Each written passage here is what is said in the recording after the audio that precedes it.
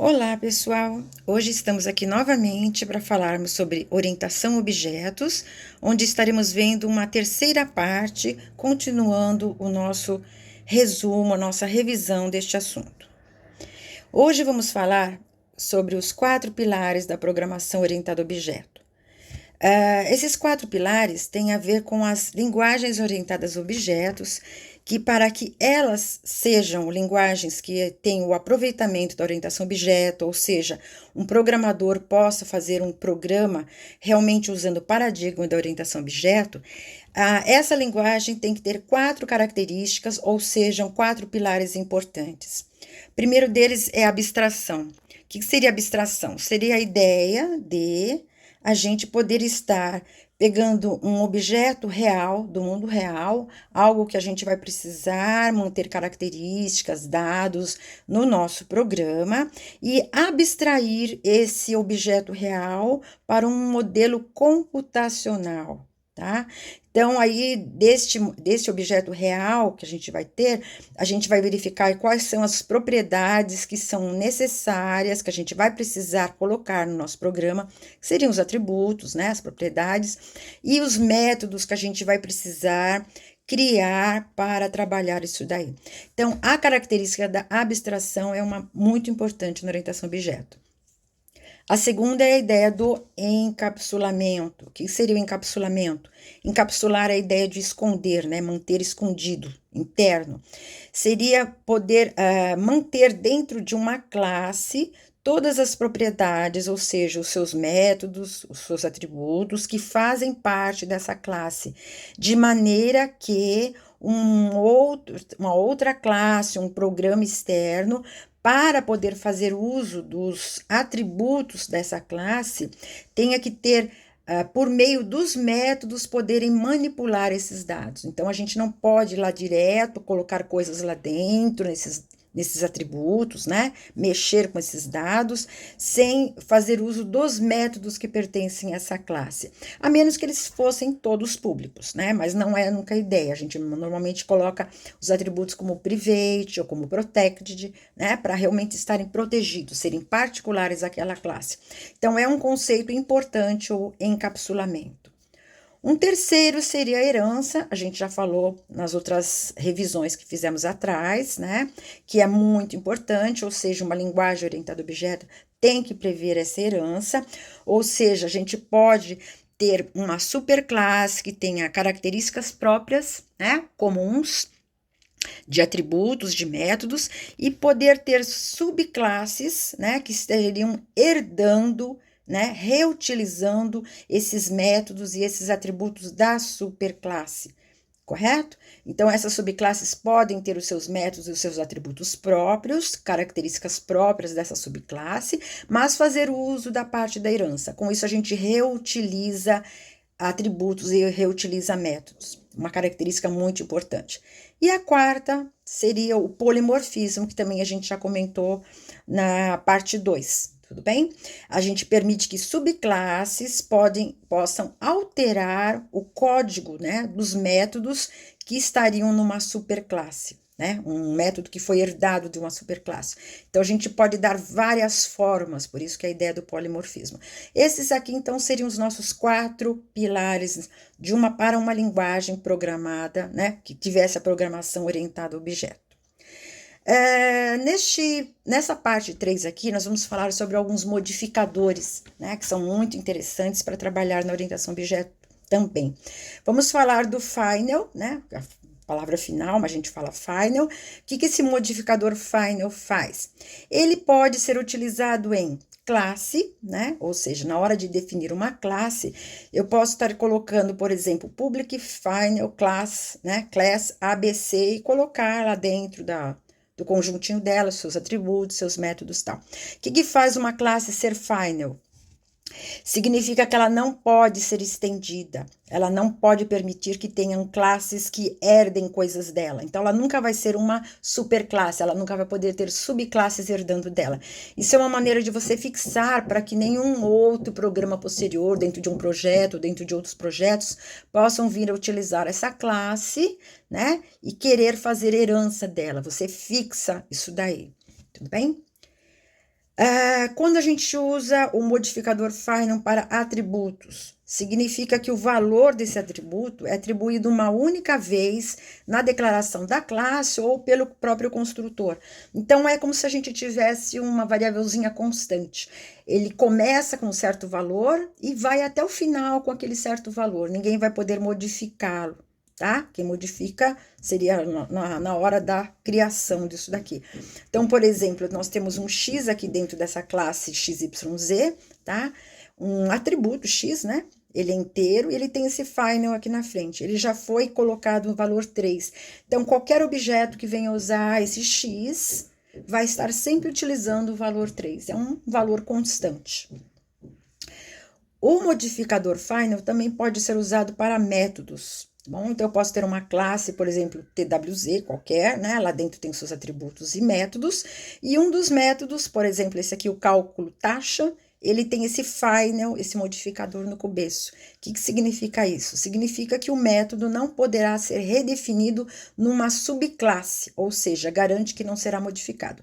Então, se essa class, tá? Ela não é final, então ela poderia ter subclasses, ter herança, mas a subclasse, né, que herdasse essa class TWZ, por exemplo, não poderia redefinir este método aqui, tá? Não poderia colocar um outro código. Então, isso a gente garante que ninguém vai poder alterar. Quem precisar usar o método cálculo taxa sempre vai usar com o código que foi estabelecido aqui dentro. Então, é uma maneira de você deixar alguma coisa constante, finalizar, ela vale aquilo. Tudo bem? Então, esse é o nosso modificador final. Um outro modificador interessante, importante também, é o static, né? Estática, né? Ele indica que um atributo ou um método de uma classe será estático, ou seja, pertencem à classe e não aos objetos dessa classe. Então, aí vem um conceito bem interessante. Normalmente, a gente pensa em classe, onde a gente coloca atributos e métodos, e depois a gente cria, né? Objetos que vão ser do tipo daquela classe. Então, aqueles objetos vão lá, utilizam aqueles atributos, aqueles métodos e assim por diante. Mas, se um atributo ou um método for do tipo estático, ele é da classe. Pode ser usado também pelos objetos, mas ele pertence àquela classe. Tudo bem? Então, vamos ver como isso funciona direitinho. Um atributo, quando ele é estático, ele é criado uma única vez durante a execução do programa. Ou seja, a gente tem a ideia de que numa classe, se eu criar 3, 4 objetos, eu estou criando aqueles atributos específicos para cada um dos objetos. No caso, se ele for estático, ele é criado uma única vez, porque ele é da classe.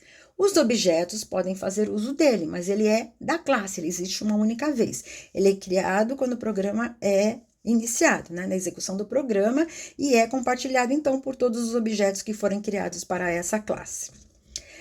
Um método que é estático, né? Então, falamos do atributo, agora o método. Se ele for estático, ele pode somente manipular atributos estáticos. Então, normalmente, se numa classe tiver atributo estático, a classe vai ter que ter método estático também para poder manipular esses atributos estáticos. E esse método estático só mexe nesses atributos estáticos, tá bom? Não pode ficar manipulando os outros que não seriam estáticos. Mas métodos não estáticos, aí sim, eles podem manipular qualquer atributo da classe a que pertence. Pode manipular os atributos estáticos e os não estáticos, seriam os métodos não estáticos, tá? Os métodos comuns. A gente vai ver mais para frente um exemplo disso daqui. Aqui eu coloquei um exemplinho falando do modificador static, né? Nós temos uma classe aqui chamada ABC, ela tem aqui 3 atributos, um A, um B e um C, só que o A é que é o único que é estático, então vou colocar a palavrinha antes dele aqui, né? Os 3 são inteiros, mas só o A é que é static. O B e C são atributos comuns. Nessa mesma classe, além dos get, set, construtor, tal, nós colocamos 3 métodos aqui diferenciados, né? Então, colocamos um aqui chamado static, né? Que eu comentei lá atrás. Temos que ter um método estático para poder manipular aquele A. Chamei esse método até de atualiza A, né? Ele atualiza atributo A, e ele é um método que recebe como parâmetro alguém inteiro, que vem cair nessa variável x, e o códigozinho que tem aqui, por exemplo, é pegar o conteúdo que eu já tenho em A, somar mais o x e armazenar na própria variável A, tá? No próprio atributo A. Então, ele está mexendo apenas com o atributo A, esse x é uma variávelzinha dele que recebeu algo de parâmetro para poder fazer a atualização. Aqui nós temos dois métodos a mais, mas eles são comuns, eles não têm a palavra static, tá? Esse daqui é o atualiza B, ele serve para mexer na variável no atributo B. Então, aqui no caso, ele pega o conteúdo que já tem em B, soma com o que tem em A e armazena no B. Então, vemos que aqui nesse atualiza B, que é esse método comum, ele está manipulando um estático e está manipulando um atributo comum, certo? O atualiza C ficou a mesma coisa, ele também está manipulando o estático e os outros atributos.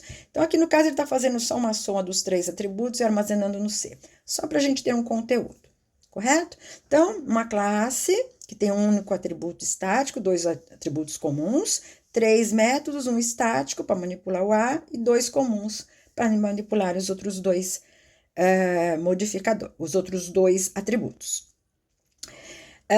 Aqui eu quis dizer o seguinte, então, relacionado àquele exemplo lá atrás, se um atributo estático, né, que a gente tem lá, que é no caso A, ele pode ser utilizado, então, por meio da classe ou por meio de um objeto da classe. Então, a gente poderia ter alguma coisa assim, eu poderia pegar esse atributo A e colocá-lo junto da classe, lembra-se que a nossa classe chamava-se ABC. Então, eu poderia ter alguma coisa assim, abc.a e jogar nesse atributo A o número 6, desde que ele fosse, né, direitinho, fazendo parte da classe. Então, aqui eu estou já jogando um valor direto nela. Ou então, fazer isso através de um objeto. Então, vamos supor que eu tivesse criado um obj1, que é do tipo ABC. Se eu tiver este objeto criado, eu também posso colocar ponto A e colocar um valor dentro dele. Ou seja, o atributo estático pode ser manipulado através de um objeto que seja daquela classe ou do nome da própria classe. Então, só posso fazer isso porque o A é um atributo estático, então ele é um atributo da classe. Agora, por exemplo, o atributo B e C, que não são estáticos, né? Eles só podem ser manipulados via objeto. Então, aqui eu coloquei o exemplinho, naquele nosso caso do objeto 1, obj1, que é do tipo ABC. Se eu quisesse mexer tanto no B como no C, eu poderia fazer, né, jogando um valor lá dentro bonitinho. Mas, lembrando que o B e o C, por serem atributos não estáticos, só podem ser utilizados junto do objeto. No caso do estático, eles podem ser usados com o objeto ou com a classe. Mesma coisa para os métodos. Então, um método estático, ele pode ser chamado, então, também por meio da classe ou ser chamado por meio de um objeto. Então, aqui, se eu quisesse chamar o método que a gente fez lá atrás, o atualizar, né, mandando um valorzinho para lá para ser atualizado o atributo A, eu poderia chamar via o próprio nome da classe, que é a classe ABC, ou também pelo objeto, esse obj1 que eu coloquei aqui no nosso exemplo. Tanto faz, porque ele é um método estático. Como ele é da classe, ele pode ser chamado pela classe ou por qualquer objeto, quer dizer, qualquer objeto que existir na classe pode estar mexendo com ele também. Agora, para um método não estático, que era o atualiza B ou então aquele atualiza C, se eu quisesse trabalhar com ele, só via objeto, tá bom? Então, no nosso caso aqui, eu teria que colocar o obj1, ponto, chamar o método atualiza B, correto? Então, tem essas diferenciações. Mais uma coisinha ainda para falar, né? Um outro exemplinho aqui, que fica bastante interessante para a gente ver. Voltando aqui na nossa classe ABC, né? Que nós temos o atributo A estático, B e C comuns. Eu poderia ter um outro método lá dentro, que aqui, no caso, eu fiz uma funçãozinha main, que era para poder estar executando realmente alguma coisa, né? Um main. E aqui eu estou criando um obj1, obj2, os dois são do tipo ABC, então foi dado nil nos dois, os dois objetos estão agora ocupando espaço de memória, né, para os três atributos, mas o que a gente tem aqui, ó? Aqui eu fiz o seguinte, eu peguei no obj1, que é o nosso objeto 1, ponto A, joguei um 12 lá dentro. Ou seja, como a gente tinha comentado lá atrás, o A ele é único para todo mundo, que ele é estático, né? Ele é da classe. Então, aqui daria um exemplo bom para a gente ver isso. Se eu vier via obj1 e jogar um 12 dentro desse atributo A, e na sequência mostrar no vídeo o que tem em A do obj2, o que a gente vai ver? Nós vamos ver o próprio valor 12. Por quê? Porque se o obj1, objeto 1, for lá mexer no atributo A, para o objeto 2, esse A também tem o mesmo conteúdo, tá? Coisa que seria diferente se fosse o atributo B ou C. Então, se eu tivesse pego o objeto 1 e no atributo B colocasse um determinado valor, o obj2, no seu atributo B, não teria o mesmo valor, tá? Porque cada objeto tem os seus atributos não estáticos. Agora, o estático, ele é comum a todo mundo, tá bom? Espero que tenha dado para vocês pegarem bem essa ideia, certo? Então, isso às vezes é interessante quando a gente tem certos atributos que a gente quer colocar um valor único e quer que todos os objetos que venham a ser criados possam estar sempre utilizando aquele mesmo valor. Não precisa ficar em cada objeto colocando aquele valor lá, sendo que é sempre o mesmo. Então, a gente cria ele como estático e já resolve isso. Outra coisa importante que a gente poderia falar hoje seria para as classes e métodos abstratos, tá? Um conceito também muito importante, um outro modificador que a gente usa com a palavrinha abstract. Que seria, então, uma classe abstrata? É uma classe que é utilizada para ser uma classe genérica, que a gente viu lá atrás nas heranças, tá? Ela seria uma superclasse, só que se ela tiver o abstract, né, com esse modificador, ela nunca poderá ser instanciada, ou seja, eu nunca vou poder declarar objetos do tipo dessa classe. Ela apenas vai existir para ser um modelo, para servir que as subclasses tenham herança, quer dizer, herdem tudo que estiver dentro dela, mas nunca vai ser permitido criar um objeto daquele tipo, tá? Então, se eu precisar que a classe mãe, né, a classe genérica, possa ter objetos também, né, eu não posso criá-la como abstrata. Agora, se ela só servir para modelo, não quero realmente que nunca seja criado nada, só as subclasses é que vão ter seus objetos herdando daquela classe mãe, então ela deveria ser uma classe abstrata. Essa classe abstrata ela pode ter atributos e métodos comuns, né? E pode também ter métodos abstratos. Esse método abstrato, então, ele existe somente em classes abstratas. Eu não posso criar um método abstrato em qualquer uma outra classe comum, tá? Ela tem que estar no método abstrato, numa classe abstrata. Ela permite que as subclasses, né, que vão estar abaixo, que vão estar herdando alguma coisa lá, né, possam reescrever o código deste método funcionando de acordo com as características da classe, da subclasse. Isso a gente já tinha visto lá atrás no polimorfismo. A gente viu que todas as subclasses podem ir lá pegar um método que esteja na classe mãe, na classe superclasse, e lá modificar esse código para que o código tenha o mesmo nome, né, a mesma assinatura, né, mas o código interno daquela subclasse funcione de uma maneira diferente. Bem, então essa ideia ainda permite. Só que esse método abstrato lá na classe abstrata, né, se a gente disser que ele é um método abstrato, ele nunca pode ter código, coisa que era diferente nas que a gente já tinha visto. Quando o método não é abstrato e ele está na classe mãe, ele pode ter um código dele, correto? E as subclasses podem reescrever esse código. Agora, se o método é abstrato lá na classe mãe, ele não tem código, não é permitido que ele tenha código, ele só tem assinatura. O que é assinatura? É aquele cabeçalho dele, né, dizendo qual é o tipo de retorno, qual é o nome, se teria parâmetros ou não, sei lá, no caso, ponto e vírgula, tá? Direto a gente põe um ponto e vírgula. Então, ele só tem a assinatura. Vamos ver aqui um exemplinho?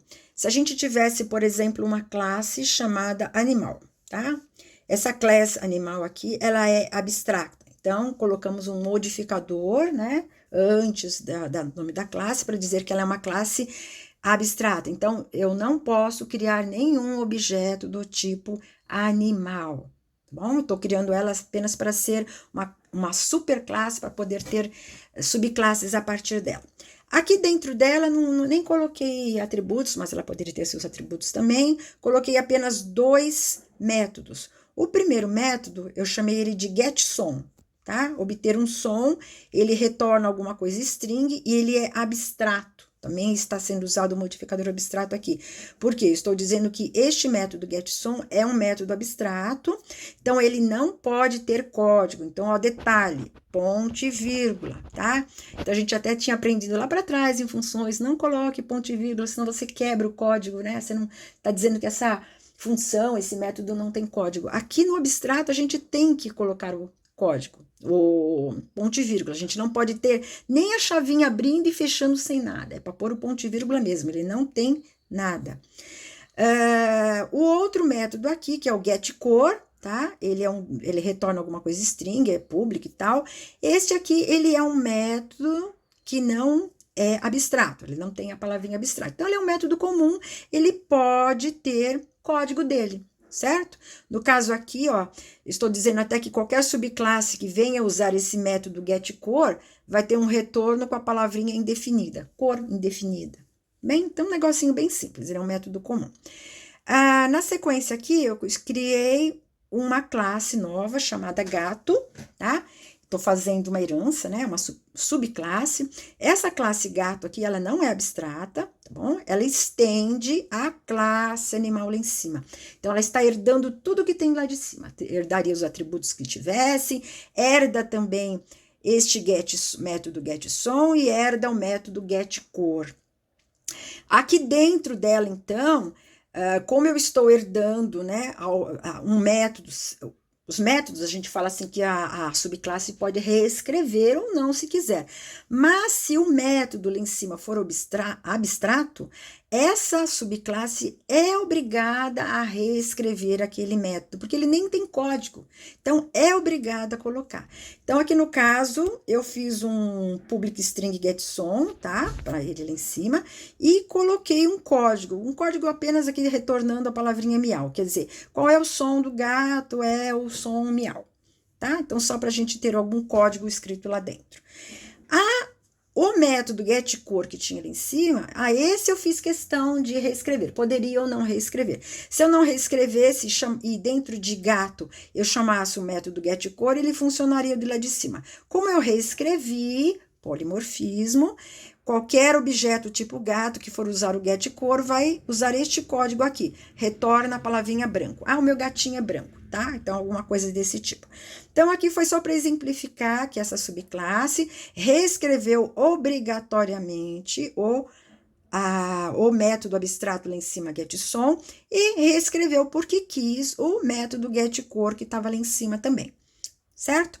Vamos fazer mais uma classe, chamei a classe vaca, tá? Que ela estende também do animal, então ela também é uma subclasse que herda tudo da classe animal, então ela está herdando o método getSom abstrato e o método getCore que não é abstrato, tá bom? No caso aqui da vaca, eu só mexi no método getSom, que eu sou obrigada a mexer porque ele era abstrato, ele não tinha código.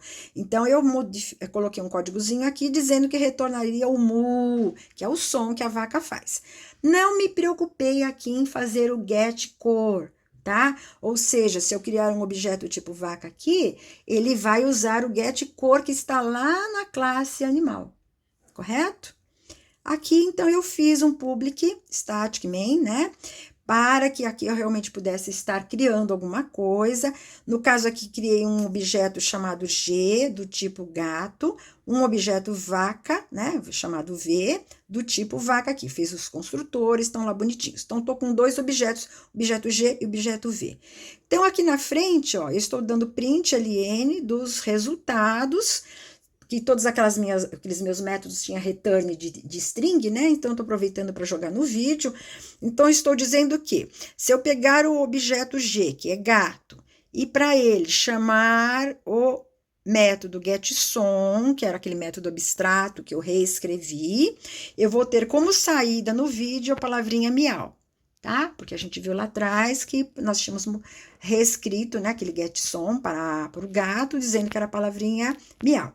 Se eu pegar o objeto V aqui, que é do tipo vaca, e também chamar o getSom para ele, né, vai ser esse aqui de cima, ele vai mostrar no vídeo a palavrinha mu, tá? Porque ele tá aqui reescrito, ele tá funcionando o código que está aqui dentro, tá? Então, relembrando, getSom fomos obrigados a reescrever porque ele era abstrato. O getCor não, ele não era método abstrato, ele era um método comum. O gato, a gente viu lá atrás que tinha sido reescrito, tá bom? Então, temos aqui um getCor que foi reescrito lá atrás. Se eu chamar o getCor para o objeto G, ele vai me mostrar no vídeo a palavrinha branco, porque ele foi reescrito lá atrás. Para o objeto V aqui, que não teve uma reescrita, né? Ele está aproveitando realmente tudo que estiver no getCor lá da classe mãe, que é a classe animal, vai aparecer a palavrinha indefinido. Não tem uma cor definida para vaca, então eu usei o próprio getCor que tinha ali em cima, tá? Então, aqui foi mais para a gente mostrar umas saídas, né, que a gente realmente, é aquela ideia até do polimorfismo que a gente tinha falado lá atrás, a gente reescreve códigos e trabalha com eles.